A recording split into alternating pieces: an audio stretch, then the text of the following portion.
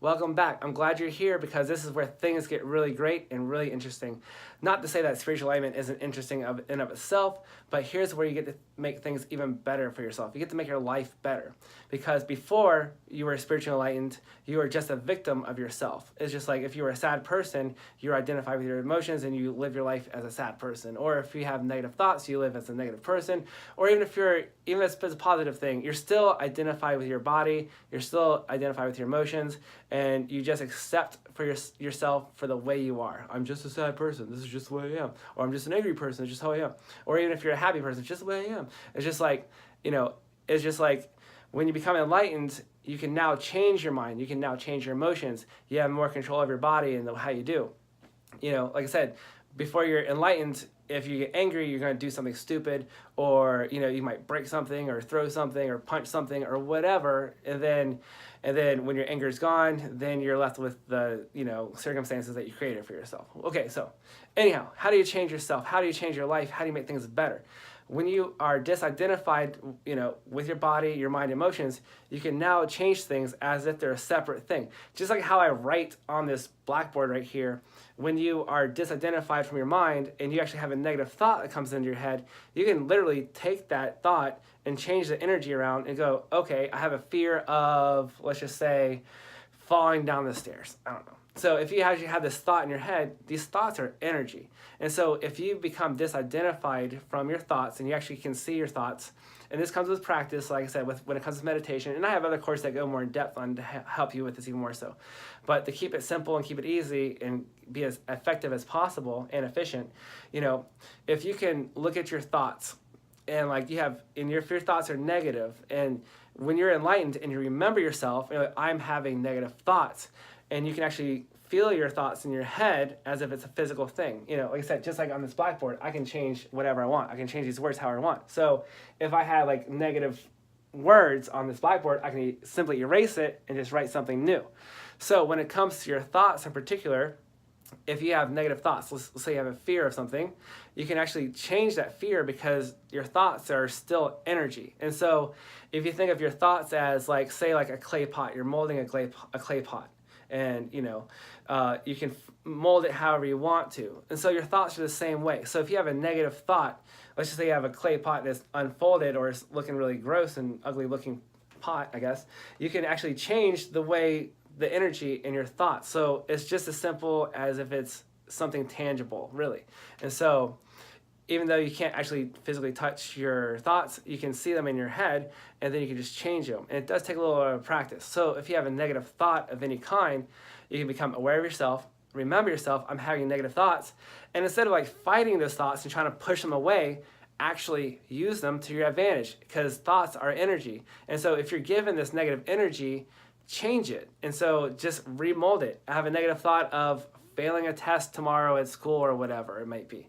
And so instead of actually having that, and instead of dwelling on that fear and that thought, actually take a step back, remember yourself, and see and be aware that you're having negative thoughts, and you take that same energy that's in your head about this fear, and just you know what, I'm going to take this energy, I'm going to remold it, and I'm going to say, I'm going to do great on this test, and I'm going to pass it, or whatever.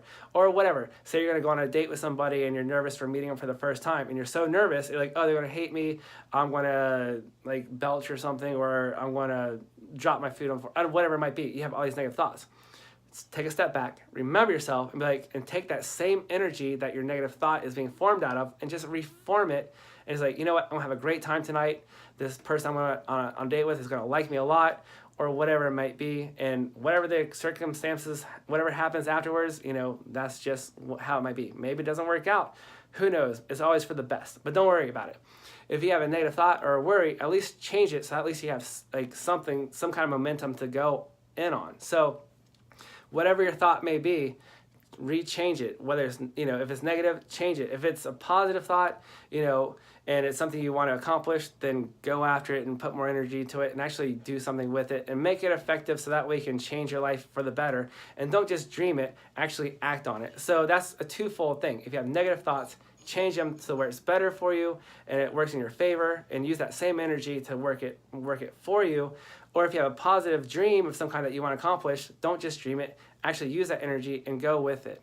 Now, same thing happens for your emotions. If you're feeling sadness or anger, same thing. Take a step back, remember yourself, separate yourself from your emotions, and actually change your emotions and change that energy. Use that same energy, that sadness or that anger, because like emotions are energy too. Don't fight them and don't push them away. Actually bring them in and reform it. Let's just say you're sitting in traffic and you're starting to feel road rage.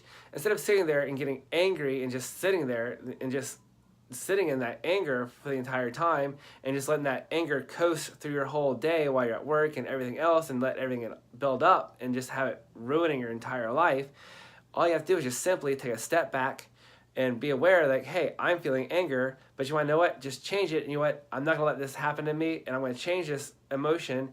I'm going to enjoy the song on the radio, and I'm going to change my whole perspective. So that's the whole point of being enlightened. And when you're enlightened, you can change things. Otherwise, you're just going to become a victim of it.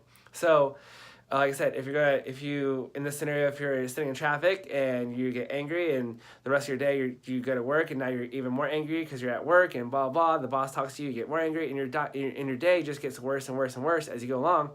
It all could have just gotten better if you just changed it in the first place when it first started.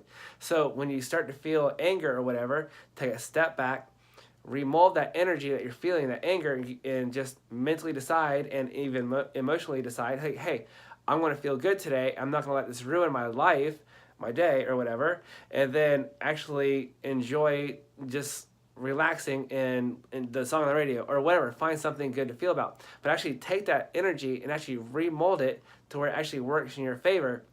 So instead of going to work and being angry and living the rest of your life and day angry, actually change it. And you know what? Because you change things in that one instance, when you go to work or wherever you're going to in this scenario, your whole life is going to be a lot more better. And that's how you change things.